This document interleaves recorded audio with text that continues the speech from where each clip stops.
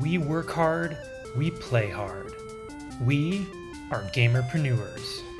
Individuals who have chosen to give up the security of a 9-to-5 in favor of getting to set our own hours, of doing the work that we want to do, and we refuse to give up the hobby that we grew up with in order to, quote, grow up. We have learned countless laws of life and sales from the games that we play, and we excel in everything we do. We see the wonder and glory in every interaction. We fit in awkwardly with the rest of the world because they don't understand our quirkiness, and we wear it as a badge of pride. We are focused, clear, and know what we want. We are gamerpreneurs, and we are taking over the world. Hey there, everybody. Welcome back to the Gamerpreneur Podcast. I'm your host, Dr. Bradford Carlton. Today, I have a very special guest with you, the one, the only, Stacy Krugger. Hey, Stacy, how's it going? Not too bad, Bradford. Thank you very much for having me on. Of course, anytime. So I have to, this is a podcast, so people can't see you, but what is up with your beard? As many of you might hear, as celebrating the Christmas season, I gave my viewers a chance to decorate my beard and also my mic stand. So every 500 bits, $5, sub, resub, gift sub, stuff like that.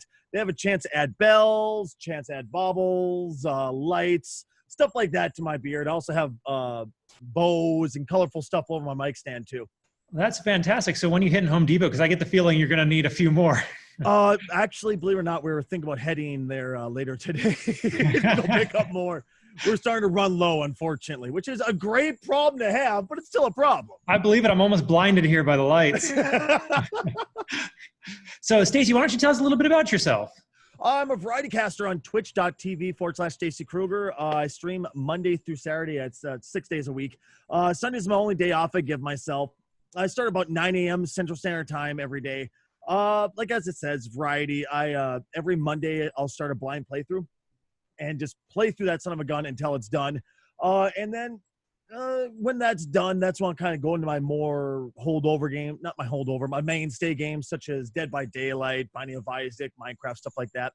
But otherwise, I always try to keep variety in there because that's what got me excited into streaming, got me maybe want to start. Well, okay, that's a lie. Originally, I thought I was going to be a League of Legends superstar. Let me tell you. Who hasn't thought that? Yeah, and then I played the game for a while, and I realized exactly how bad it was, and I decided to walk away.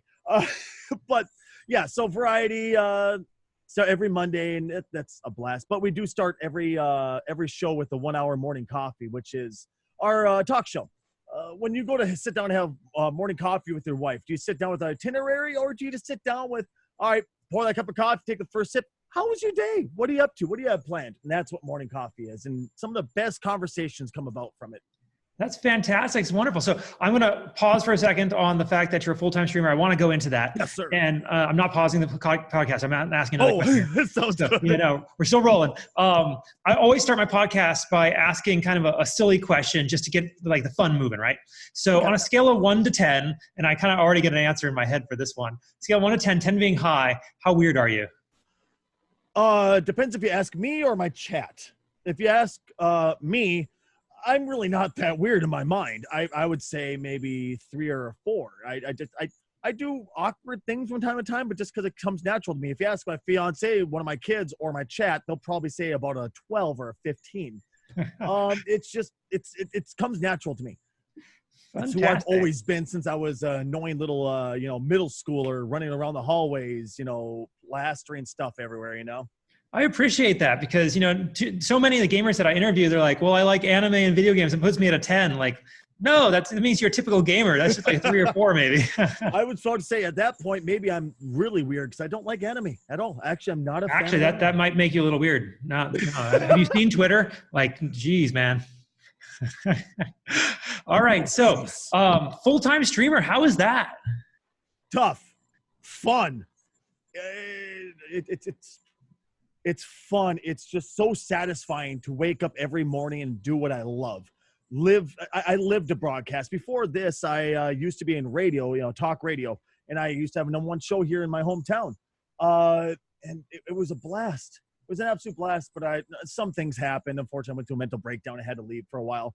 And I decided to get restarted and went to Twitch because I remember going, I mean, there's a game, that one website, Justin.tv. That was great back when I was younger. Let's go check that out. Holy crap, what happened to this website? You know, it's blown up. But it's fun. I love broadcasting, but damn, is it tough some days because you don't stream for money. You stream for accomplishment. Sure, the money is a fantastic side because you're able to support yourself if you're lucky.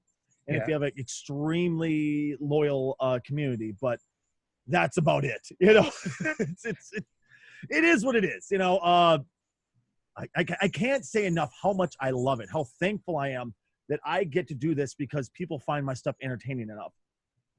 But it doesn't mean I'm the most successful streamer on Twitch. Sure. You know? You'll stream just about anything. You're actually streaming this podcast as we speak. Correct, sir. All right. So can you walk me through how you, why Twitch? Where did you, get started on this? Well, like I said, I left terrestrial radio and left talk radio, which was a massive gaping hole in my life because I was used to waking up and talking to tens of hundreds of thousands of people a day. It just became one of those things where you just got used to every single day. People are hanging on every word you do. Then I left and I was just like, wow, I feel awkward. You know, it feels really weird. And beyond the fact that it was mental health issues is why I had to leave. But in hindsight, I'm kind of glad I did because I saw what happened in the radio industry after I left. And am I really glad I left? Holy crud. But all in all, it felt something missing. And when I finally started to get a little bit better mentally, I wanted to get back to broadcasting. As I said, I went back and I found old Justin that had turned into Twitch. And I saw what had come and I was like, this is what I want to do. This is wonderful. I can play video games I love with all my heart and it gives me something to do just to talk. And I found, because like I said, when I first started, it was all about League and it didn't work well for me. And I hemmed and hawed, and I bounced around a whole bunch of different things until I found variety, and I just found my home. You know, I love Minecraft. I love Dead by Daylight, Binding of Isaac, all these games I play, Legend of Bumble. But variety is where I really got stuck at. Absolutely, positively got stuck at. 1 second. Sure thing. No, sorry about that. Go ahead. But yeah, so no, that's fantastic. So I had to go let my brother-in-law know that the podcast was going, and I kind of lost my train of thought. I apologize. That's not a problem. No, I can tell you've been on radio in the past. I've done some radio a little bit myself, and no kidding, there's no dead air with you.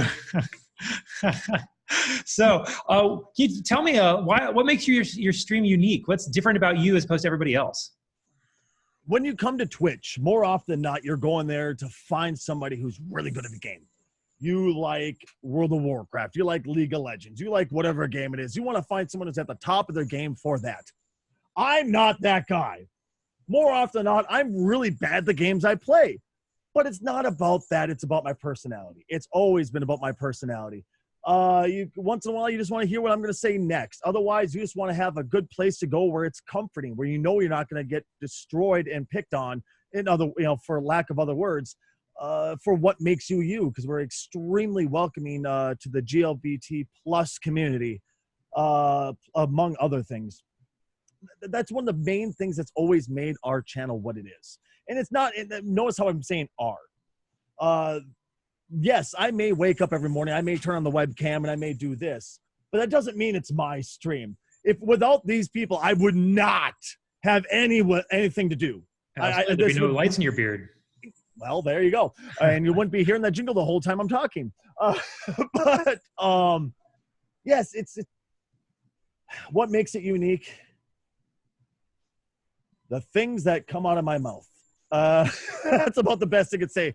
And also the fact that you may go to a lot of communities and a lot of them may say they're welcoming, but this is one of the ones that will make sure if you need someone to talk to, if you need help, we get you that help. I can't count the number of times somebody's come to the channel and they were not in the right headspace, might we say. We got them in contact with suicide hotlines. We got them in contact with mental health practitioners to help them get the help they needed. That's wonderful. And that was an amazing feeling to know that I was able to help because when I came to Twitch, I was broken. I was horribly broken. Hell, I'm still not that fixed, but I was horribly broken. I needed something. And to know that I could help them with that little bit of something they needed, it made the world to me. Okay, that's fantastic. No, this is wonderful. Can you kind of expound upon what kinds of things, what unique skills do you have that have made you successful? Uh, it would Because have to there's plenty be, of guys out there doing 6 days a week. What makes you different? to me, it would have to just be the training. There's a lot of people out there who stream 6 days a week, but to me, it's the fact that I came from radio. So I know how to carry a conversation. I know if there's dead air and there's nobody talking in chat, sometimes you have 50, 90 lurkers in chat who just don't want to say anything and just want to have somebody to talk to. Even if they're not talking in chat, they know you're there and you're talking to them. If you can carry a conversation, you can carry the world on your shoulders for some people.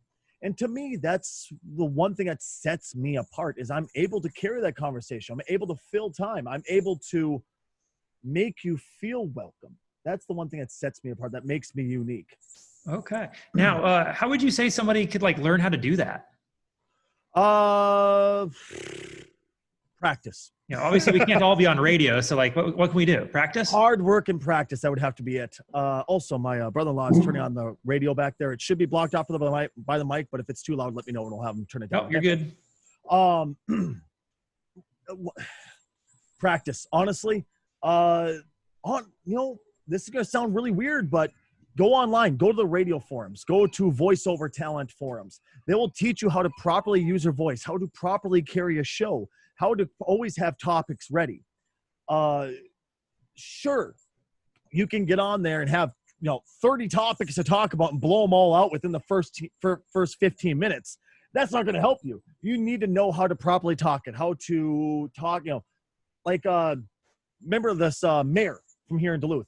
Mm-hmm. I got a chance to meet him. Wonderful guy, Mayor Bergson. Herb Bergson, wonderful guy. I still look up to the guy. He took a bit of a wary path in life, and I'm not exactly proud of him for it, which is unfortunate. Drinking and driving. He's gotten 2 TWIs now. But when I was talking to him, I was like, "Hey, Herb, I need to know how to properly do speeches and how to properly carry things." He's like, "Here, Stace, here's what you do. When you go in to go do a speech, you have just a bullet point laid out. You don't go, okay, I'm going to have my whole speech written out. I'm just going to read it like this and just be no, you speak from your heart. So say you have a speech about animals and your first bullet point is dogs.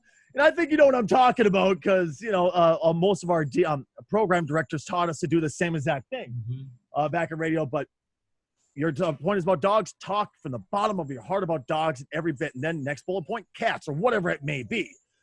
Place that example in with whatever it really is. But nevertheless, yes, sweetheart, we know you want to have your party. Yeah. So since this is the gamerpreneur where I take gamers and I ask them, how do they make money? How are you making money, Stacy?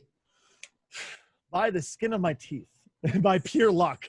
But all jokes aside, I make it through subscriptions here on twitch.tv. I also make it through patrons who are generous enough to help me continue this crazy little dream of mine. Also through bits, which people who are a fan of my stream and enjoying the stream will cheer during the show. Also tips and such like that. Sure.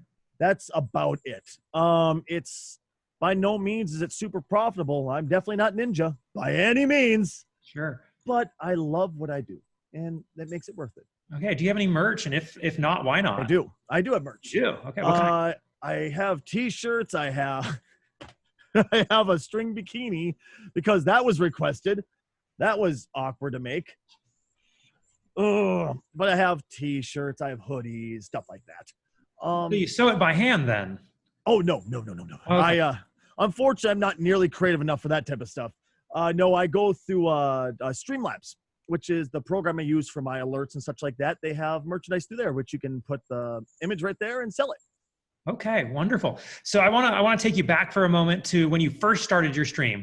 If you can go back and you could talk to a little Stacy, a littler Stacy, I guess, and say, what you need to know in order to be more successful, what would you say? Stop chasing trends.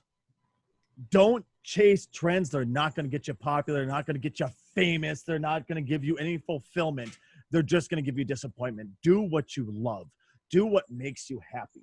Because if you're happy, you're going to get a hell of a lot more viewership than you would if you're just begrudgingly playing a game because it's popular and because someone like Ninja or Shroud is playing it, you're going to go play this game and get popular. It doesn't work that way. And that was a lesson I had to learn, you know, because I didn't necessarily get into streaming for money, but I thought, hey, I'll get popular. It'll be cool. And then, you know, 7 years later, I finally went, okay, I think I know what I'm doing now, you know? Sure. So a similar question. Say someone like me who doesn't have a stream, maybe considering starting, not sure where to even begin. What advice would you have for somebody like me? Find the game you love and play it. Not because it's popular, once again, because it's what makes you happy. I've met people who start off by playing Warframe. And Warframe, in all honesty, it's a good game. It's a big game, but it's not a massive game that gets a lot of viewership. Same with World of Warcraft. But they loved what they did, and they got huge. They got very well known because of those games. And that's all you need to do. And that's what it takes to become, I don't want to say successful, because I mean, it's hard for me to tell people what to do to become successful, because I'm still not successful, you know? If that's the case, maybe I should start following my own advice. But, oh, wait, I am. But I don't know. Okay. No, that's wonderful. No, this is fantastic advice. I really appreciate it. Just So I want to learn about you a little bit do more. what you love. So I want your gamer cred. Like, when did you first start playing video games? The Atari 2600. Oh, you must be older than I am. Oh, I hear that a lot, actually. Just like, oh, really? Oh, shit. Oh, sorry if this is a PG podcast. I apologize. Sorry about it. Okay. But yeah, my very first game was Asteroids on the 2600. I started playing that when I was 4 or 5 years old. That was my first one. Then I quickly went into Nintendo after that, and 91 we picked up our very first Nintendo, and it was just, you couldn't stop me from there. I was just indulged in these things. Yeah, I remember my old man, he I love Papa Krugger, but Papa Krugger didn't like video games as much as I did, you know. He used to always just take the systems away from me, tell me to go outside and go play. And in hindsight, now that I have 4 kids myself, I'm like, now I see why you did it. But at the time, like, you're cruel. What's wrong with this? Is Rampage. I'm playing as a massive gorilla. I'm smashing houses. What's wrong with you? Now, hold on, Stacy. Don't you know you can't make money playing video games? I heard that. I heard that when I very first started streaming. Oh, man. My family hated me for doing this. Like, I actually, me and my biological mom no longer on speaking terms because of this. It's sad but true, because when I left radio, that was a real shunning moment of like, what's wrong with you? Why are you leaving radio? Why is this happening? This was your bread and butter. And then I decided to start streaming, and I ended up starting full time because I was making just barely enough to pay the rent that I had at that point in time. And it was, what's wrong with you? You idiot. You need to go work for a big corporation. You can't just sit in your home and talk into a microphone like you did in radio. This doesn't work that way. And so I think she was right. That's probably just parents, though, because I was an attorney for a while. And really? I stopped working for a firm, and my wife and I started our own practice. So we had a business that we had. My parents, for 5 years, the 6 years we had this firm, were like, when are you going to get a real job? So I understand. Well, you know what? And she was right to a certain point. This is, by definition, I don't walk into a box and, you know, sit there and do my 8 hours and then walk out and have nothing to worry about. When I sit down, it's about 12 to 14 hours a day that you have to dump into this. And then dumping is a bad term. That means it's wasted. But I put between 10 to 14 hours a day, every single day of my life, even on my 1 day off, into the stream, because when you can't lean on somebody else to do anything for you. All the production is you. All the creative power is you, with the help of 2 of my mods. But otherwise, everything's all me, which is Dark Holson and Mrs. Danville for my channel. Otherwise, everything is me. Everything that's bought has to be purchased by me. All the engineering work has to be done by me. And luckily, I learned a couple of things from my old radio engineer, or else I'd be really in trouble when it came to the studio. Well, this temporary studio, because I'm technically homeless right now, actually, but we'll get into that at some point, I'm sure. Sure. Maybe a couple of questions down the road here. So what games are you looking forward to right now? Oh, Last of Us 2. Oh, am I Oh, that looking looks forward to it. awesome, doesn't it? Oh, yes, it does. I remember playing the first one, just getting emotional and crying on stream. I was so First into it. 10 minutes. Oh God, that was such a good game. I've been a huge Final Fantasy fan since the game was very first released, before all the re-releases and stuff like that. And then when I heard they were doing a remaster, I was like, I don't know about this. I really don't know about you re-releasing my favorite video game in the entire world. But the more I'm learning about it, the more I'm taking time, it's starting to look actually good. And they made one thing, which it's going to sound really petty, and this is going to be a very, very much so a first world problem. I'll admit this. But Final Fantasy was built on a very particular type of battle system, which is turn-based RPG battle systems, which is just my bread and butter. I love that. When I saw they're putting out the new version, it's going to be more like Final Fantasy 15's battle system, which you just run around, bash a button, and slash everything. That's not fun to me. I got really bored with Final Fantasy 15. So I refused to buy 7 until they said, by the way, we're making it so you could choose between turn-based battle or the newer version. Like, you got me. I'm buying it. I'm giving you my money. Let's do this, Squeenix. Come on, baby. I absolutely agree. I loved that fact when I heard that. But then I remembered that just a few months ago, somebody was quoted as saying we're never doing a turn-based game again. Like, but wait, what? Yeah, that's why I've been known to doing a lot of small-time independent games. Sure. Because it's they don't have the same creative control. Like starting Monday, I'm going to be playing a game called Epic Battle Fantasy 5, which has some of the cheesiest names known to man. But it's so good. It has so much fan service in it to just general culture for gamer culture. Also, it has that turn-based battle that we love. It's full of comedy. It's just going to be a great game, and I cannot contain my excitement to play this on Monday. Wonderful. All right, another question. What's your favorite game of all time? Oh. Yeah, you're about to get some hate in chat too, aren't you? Probably. Favorite game of all time? Fallout New Vegas. Okay, I'm going to hate on you for that one. That one was a kind of a tough game for a lot of people because I fell in love with Fallout 3 first. Mm-hmm. And I love loved Fallout 3. It was fantastic. Wonderful game. Right? The choices you could do, but they always felt kind of like no matter what choices you could do, you always had to do something. You always had to side with the Brotherhood, no matter what. You always had to do this thing. Come Fallout New Vegas, the gloves were off. They opened it up and said, Betty, hold the barn. We're coming through, right? And that's what made that game so much better to me because they no longer forced you. Now you have to be friends with the Brotherhood. Now you have to do this. You have to do that. Now it's, if you want to screw up everybody and destroy everything, have fun. You could be a lone wolf and kill everything that moves, and it's perfectly fine with the game. That's what was so amazing about it. Sure, that's what happens when a mailman goes postal, right? You're not wrong. All right, so another kind of fun, cute question. If you could be any video game character ever, who would you be? Oh, that's a sticky one. Any video game character. Any video game character. Like, who would you swap lives with? I can't think of a single one because nobody has a good place in everybody gets hurt. Right. Like, if you're a hero in a story, it sucks. Exactly. You could be Cloud Strife, but at that point, you find out your entire life's a lie. You could be Isaac from The Binding of Isaac, but at that point, you're getting stomped down by your mom and having to cry on her. I can't think of a single person in any video game where I'm like, that sounds like fun. I don't want to deal with that. That sounds terrible. So somebody actually turned that around on me one day when I was questioning them, and I'm like, I think I'd be Mario because he's kind of happy-go-lucky and gets shrooms all the time. All right, moving on. So we've kind of talked about all the success you've had. I want to humble you a little bit if that's all right. Oh, absolutely. I want to know, what is something you failed at? Things I've failed at? I would say becoming, I guess, a Twitch superstar, but that's neither here nor there. That's just kind of a petty little thing. But what have I failed at? I've failed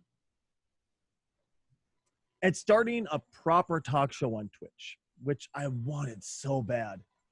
I used to do 2 hours a day, every single day, where it was a full-blown talk show every single day. but I failed at transitioning radio to Twitch. And that was something I wanted to do because I knew I was really good at radio. I know I could do this. It's just a camera in front of my face. I used to work at TV, so I could do this type of stuff. But transitioning radio to Twitch was something I failed at. I still do my morning talk show, my morning coffee, but that's 1 hour. Wasn't able to do a full-blown show like I'd planned for so long. Can you kind of explain why? What happened? What went wrong? Twitch is not that kind of community. Twitch is not that kind of crowd. You can't do what you used to on radio. Talk radio, you could go 3 hours without talking to a single person, no comments, and carry an entire show. Nobody's going to want to sit there and enjoy that unless you're trying to talk to them. Now, yes, true, in talk radio, the whole point is you're talking to a microphone, staring at a soundboard, that's it, and you're doing nothing but trying to connect with that person that's on that radio. Yes, but in Twitch, there's that mostly instant connection to chat where people want to talk back and want to continue. And unfortunately, in talk radio, things tend to be a bit heated from time to time, whether it be political, whether it be religious, whatever the topic may be, it tends to get heated. And if you, in my opinion, at least in my experience, if you have a heated chat room where people are arguing and debating things, it's not going to turn out to be a good community in the end. Okay. It's no matter how you try, because in radio, if somebody is rude, you could just shut it down, close the microphone, you could shut off the phone line, never have to hear from them again. In chat, people keep coming back under different names. People start arguing, yelling back and forth at each other in chat, and it's just not worth it. It's just not, and it's not the same easy way of radio, which sounds silly. I know radio easy, but radio felt a bit easier because it was just easier to have a conversation with a microphone and be able to connect with people and have them call in and I can control it. All right. So you feel more comfortable doing this with me then? Oh yeah. Okay. Yeah. All right. So I want to go back to your stream a little bit. When somebody first comes to you for the very first time, they've never heard of you before. They're just kind of browsing through Twitch. Stacy Krugger's on. Let's see what he's doing. What's something you think they misunderstand about you when they first pop in? Oh, that I'm female because my name. I hear that all the time. I'm not even joking. Despite the massive beard, all that, oh, you're not a woman? You don't say. Yeah. Also was a boy named Sue, if you recall. Right. Plus, I've had friends named Ashley. I've had friends named Stacy. Growing up, they were male. It's not that strange to me. Maybe internationally it's not the case, but in the U.S., by the way, it's good to hear my youngest daughter's here trying to get herself known. I don't know if you could hear her in the background. It's all right. But here in the U.S., Stacy's a neutral name. Well, apparently not in the rest of the world, from what I've understood. But beyond that I am not a friendly person. I'll admit, I don't exactly look super friendly and welcoming. I definitely have that look to myself when I don't have the lights and beard baubles and bells on my beard. I look a bit intimidating, especially if I have my leather jacket on stream or something like that. And people tend to say I'm intimidating looking. That's one of the biggest issues is, people look at me and go, yeah, now I'm out. So that's got to be one of the biggest things is people think I'm not a friendly person until they get, 2 seconds in a chat and go, wow, he's nice. Okay. So what you're trying to say is don't judge a book by a cover. Get to know Stacy a little bit before you judge him, huh? Exactly, sir. Okay. So can we talk about the community of streamers? Yes. Are you familiar with the community? What's the community like? You have a 50-50 on Twitch. The 50% that I'm part of is incredibly welcoming, wants to work together, wants to help each other grow, wants to be friendly, and wants to make everybody help each other grow and help grow Twitch as a whole and make Twitch a better place for everyone to be. And then there's the other 50% that unfortunately is just full of people who are looking to make everybody else's day terrible. But thankfully, that'd be more like 25% because they're a rather small minority. They just seem a lot bigger because they're very boisterous. Yeah, so that's what the ban button's for, right? Hey, see, you know what I'm talking about. Yeah. All right. It's the community I'm a part of is just a wonderful community of streamers who want to help each other grow. And it's wonderful. It's amazing. I love it. I absolutely love it. Okay. I can't count the number of times I've swung into some random person's stream just to watch them, fell in love with them, and then end up bringing a whole bunch of people to go say hi to them and help them grow a little bit, you know, and that means the world to them, and it helps grow friendships.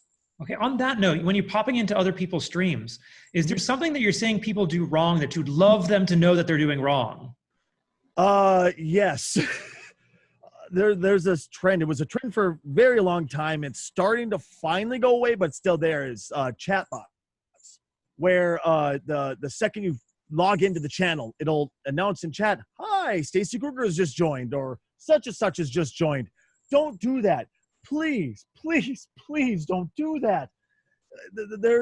Remember earlier I was talking about lurkers. Lurkers are people who never talk, just don't talk. They like watching, they like enjoying the content, but they don't want to have to take part in chat. That's a very large minority large majority on Twitch, extremely large majority on Twitch. And if you push away the lurkers, you're pushing away people who can help support your stream and keep you alive. I'll admit I'm a lurker. I go onto Twitch Same to here. watch, like usually to have something going that I can ignore while working. That's pretty much what it is for me. Like there's maybe 4 to 5 channels out of the hundreds that I'm following right now that I actually chat in. Otherwise, I never, ever, ever chat. I just enjoy sitting back, enjoying the show, and all right, I'm off. You entertain me. Let's see what you can do. And when I come into a channel, there's a bot that says, "Hi, Stacy." The second you walk in, before you say anything, I'm like, "I'm gone. See you later."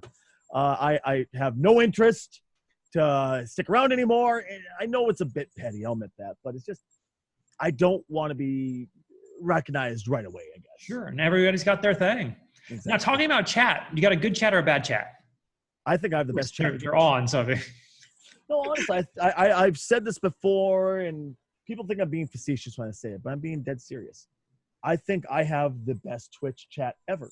Yes, they'll give me a hard time. They give me a hard time a lot, but it's not because they hate me. It's not because or anything like that. We're just having a good time. We're getting each other to laugh. We give each other a hard time, but they welcome everybody.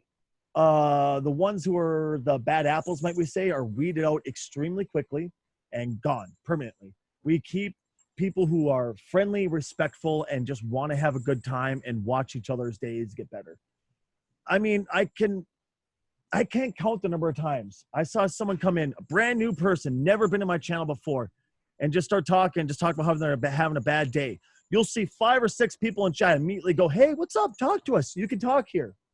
What's going on? We want to help you." And that right there to me is why I have the best chat. Now, I think it's a lot like, kids. I have the best child. No, I have the best child. Every parent.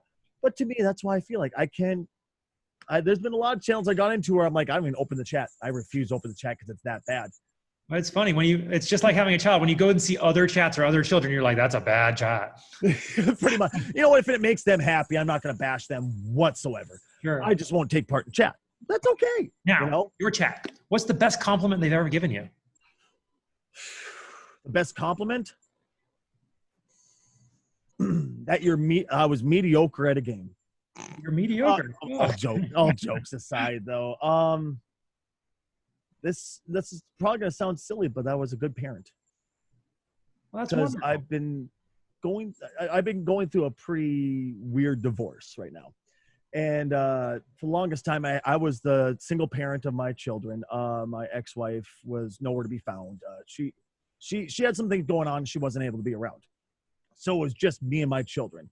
And then me and my previous girlfriend, and then now me and my fiance, who was my next relationship, fiance. It was just us, for the longest time. And to hear somebody go, "Stace, you're doing a good job. You're raising these kids right." Because they'd see my kids. My kids would come on stream. I don't try to bring them on stream too much because we have had issues in the past. And unfortunately, it's just part of the internet of, let's just say, creepy people, if I think you catch what I'm trying to get at here. So I try not to bring them on stream too much, but,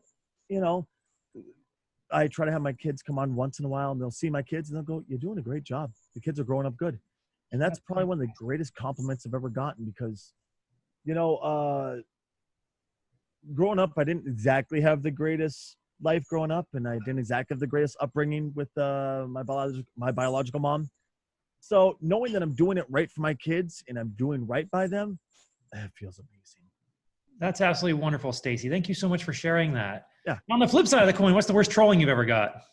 Oh, Jesus. I had a big partner that has, like thousands of people on his channel come to my channel and demand that I call him because they just saw the name Stacy.